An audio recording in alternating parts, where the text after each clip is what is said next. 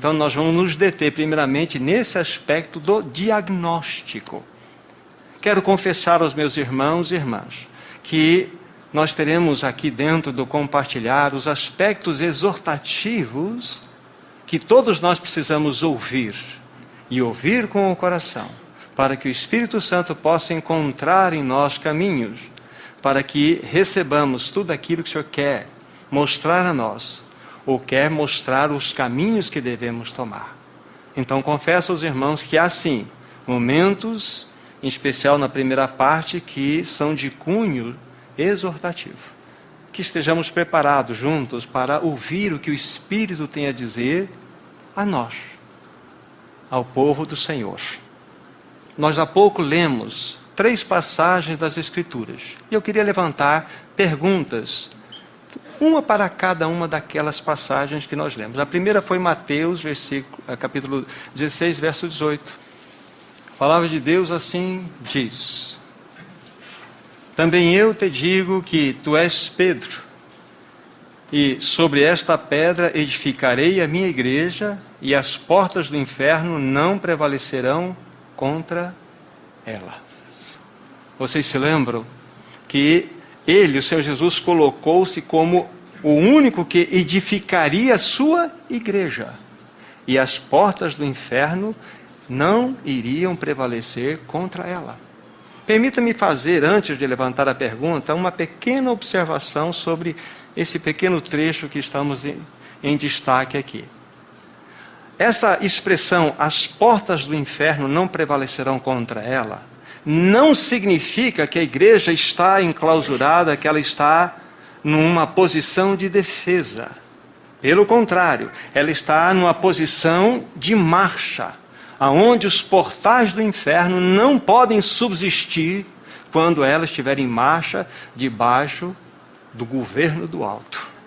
Então isso é o que significa o que o Senhor Jesus quis nos dizer naquela expressão. Mas aí a pergunta: será que a igreja desta geração, da qual nós fazemos parte, é esta a qual o Senhor se referiu ali no livro de Mateus, capítulo 16, versículo 18? Pensem comigo. Naquela a qual o Senhor estará edificando, ela estará plena de autoridade, marchando, rompendo os portais do inferno para que se propague o Evangelho. É isto que nós vemos hoje? Essa é a pergunta que eu faço.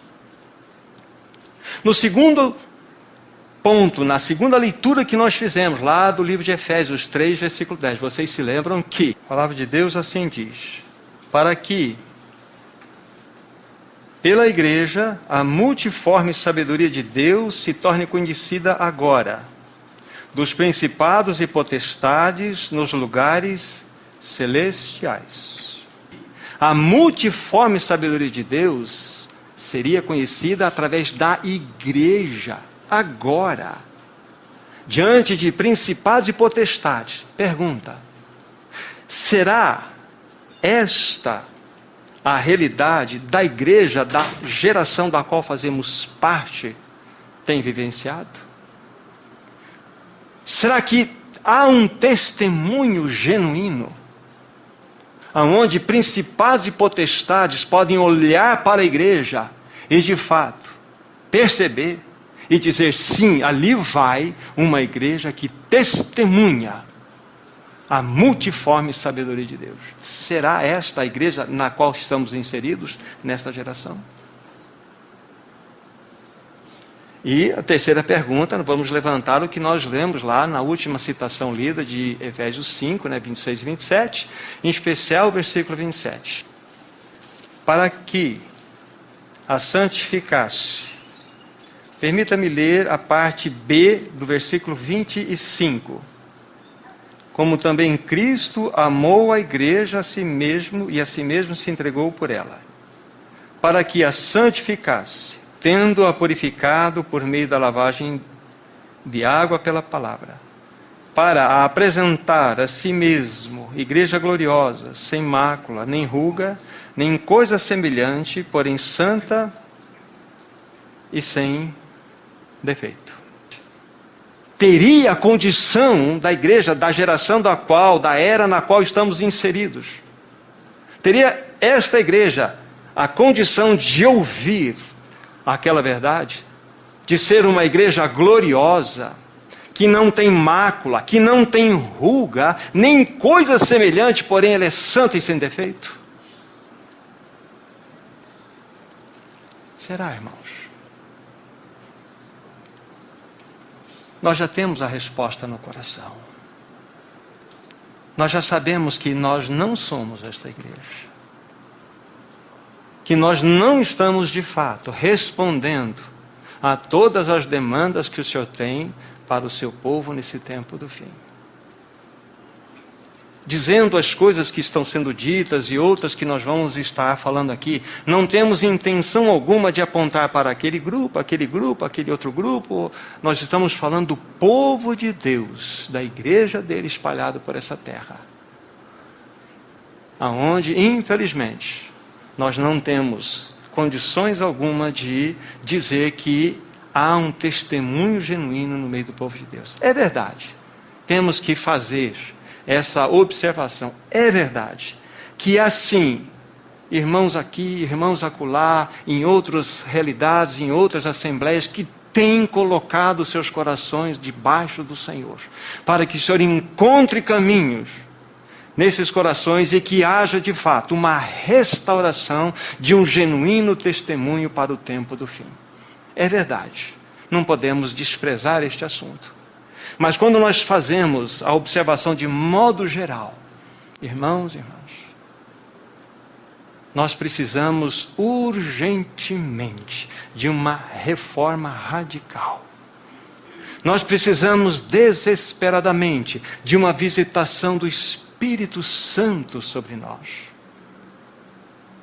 para que o Espírito Santo leve-nos a um genuíno arrependimento, para que a partir desta realidade nós possamos ser trabalhados pelo Senhor e desta forma então buscar um caminho para a restauração.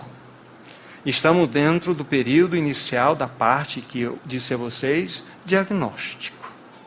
Queridos irmãos e irmãs, o mundo clama e tem esperado a manifestação de uma igreja santa e unida, que seja governada pelo Espírito Santo.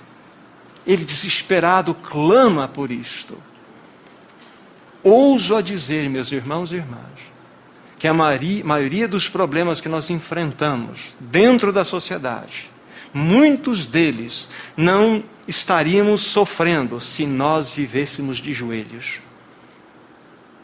Se nós de fato levássemos a sério que a nossa luta não é contra sangue e carne, e sim contra principados e potestades que dominam, são os cosmocrátares que dominam esse mundo tenebroso. Mas muitos de nós, muitas assembleias, simplesmente ligam no ponto, ou melhor, naquele ponto morto, ou o piloto automático do caminhar da sua existência e vão vivendo de reunião em reunião, sem que haja uma transformação genuína de caráter, tanto individual como coletivamente falado. Irmãos, isso não pode mais acontecer. Nós temos que clamar ao Senhor, que essa visitação seja uma realidade no nosso meio, na nossa vida. Que o Espírito Santo possa nos visitar. Falei há pouco agora que o mundo clama. Ele deseja ver esta igreja santa e unida. Mas não tem como eles enxergarem. Porque nós estamos extremamente misturados com os conceitos desse mundo caído.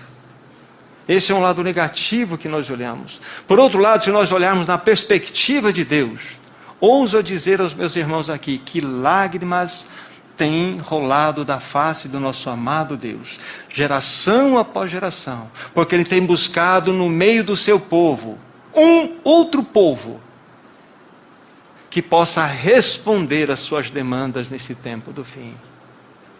E cada vez mais, o seu próprio povo tem se distanciado dele.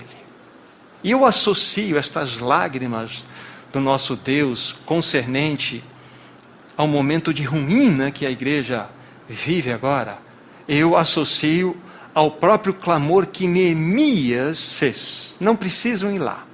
Mas no livro de Neemias, no capítulo 1, vocês vão ler do versículo 1 em diante, até o versículo 13, 14, vocês têm ali uma história muito linda. Neemias, que faz parte daqueles profetas que estão incluídos na restauração, porque Jerusalém estava destruída. O povo de Israel estava cativo por 70 anos na Babilônia. E começou um processo anterior com Zorobabel, com Esdras, da restauração do testemunho de Deus em Jerusalém. Porque na velha aliança, Deus, ele se localizava geograficamente falando no que concerne ao seu testemunho. Jerusalém era a cidade do grande rei. Ali Deus havia colocado o seu nome. Ali estava, e Deus só se revelaria ali. E Neemias, quando então ele vai fazer essa visita a Jerusalém, na sua volta, ele chorou por 4 meses. 4 meses seguidos. E ele dizia o seguinte: as portas estão queimadas e os muros estão derribados. E ele chorava copiosamente. Então nós podemos olhar para aquela face de Neemias, inchada de tanto chorar, lágrimas rolando, e enxergarmos a face de Deus, exatamente na realidade que nós nos encontramos hoje. Onde está o testemunho da igreja? Onde encontra-se aquela assembleia, aqueles irmãos, aquelas irmãs que têm manifestado um caráter santo de Deus? Lembre-se, o reino dos céus exige um caráter santo. Então nós estamos diante desta realidade.